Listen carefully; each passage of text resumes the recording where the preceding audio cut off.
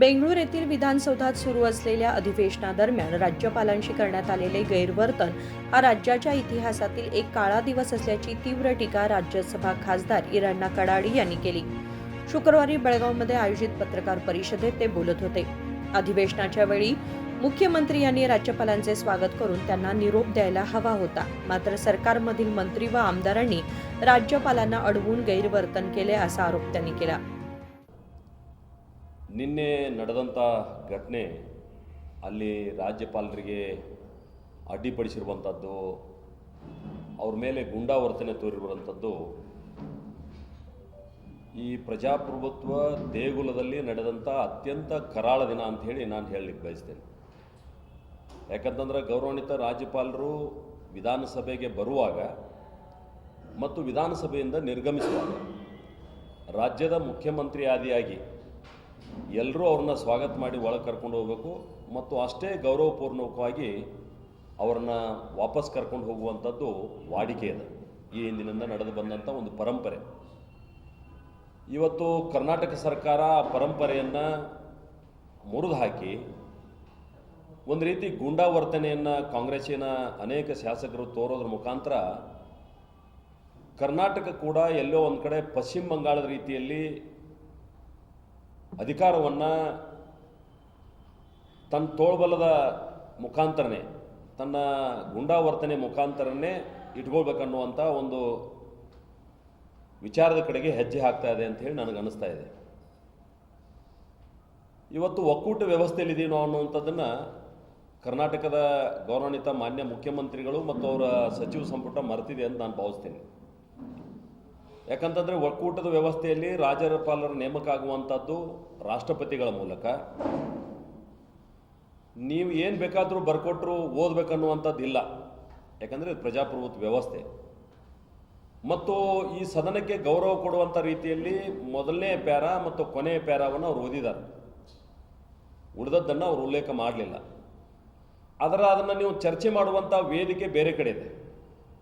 ನೀವು ಅವ್ರನ್ನ ಅಡ್ಡಗಟ್ಟಿ ಈ ರೀತಿ ಗುಂಡಾವರ್ತನೆ ತೋರಿ ನಿನ್ನೆ ಒಂದು ಕರಾಳ ದಿನ ಅಂಥೇಳಿ ನಾನು ಹೇಳಲಿಕ್ಕೆ ಬಯಸ್ತೀನಿ. ಈ ರೀತಿ ಘಟನಾವಳಿಗಳು ನಡೆದಿರುವಂಥದ್ದು ಅಸಲಿಗೆ ಇವರು ಹೇಳಲಿಕ್ಕೆ ಹೊರಟಿರೋದೇನು, ಯಾವ ಡಿಸೆಂಬರ್ನ ಚಳಿಗಾಲದ ಅಧಿವೇಶನದಲ್ಲಿ ಕೇಂದ್ರ ಸರ್ಕಾರ ಮನ್ನರೇಗಾ ಯೋಜನೆಯಲ್ಲಿ ಹಲವಾರು ಬದಲಾವಣೆಗಳನ್ನು ತಂದು ಹೊಸ ಕಾನೂನನ್ನು ಜಾರಿಗೆ ಮಾಡಿದ ನಂತರ ಸಹಜವಾಗಿ ಅದರ ಹೆಸರು ಬದಲಾವಣೆಯಾಗಿದೆ. ಇದು ಮೊದಲನೇ ಸಲ ಅಲ್ಲ, ಈ ಹಿಂದೆ ಕೂಡ ಭಾಳಷ್ಟು ಸಲ ಇದು ಬದಲಾವಣೆ ಆಗಿತ್ತು. 1980ರಲ್ಲಿ ಈ ಕಾನೂನು ಭೂರಹಿತ ಉದ್ಯೋಗ ಖಾತ್ರಿ ಅಂತಿತ್ತು. ಗ್ರಾಮೀಣ ಭೂರಹಿತ ಉದ್ಯೋಗ ಖಾತ್ರಿ ಅಂತಿತ್ತು 1980ರೊಳಗೆ.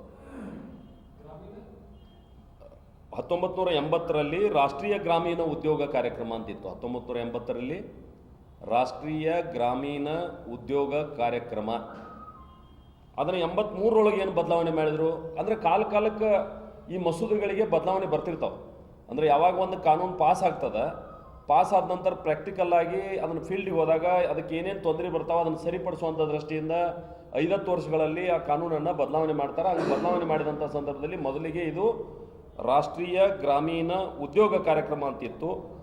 ಅದಾದಮೇಲೆ 83ರಲ್ಲಿ ಒಂದು ಬದಲಾವಣೆ ಆಯಿತು, ಗ್ರಾಮೀಣ ಭೂರಹಿತ ಉದ್ಯೋಗ ಖಾತ್ರಿ ಅಂತ ಆಯಿತು 83ರಲ್ಲಿ.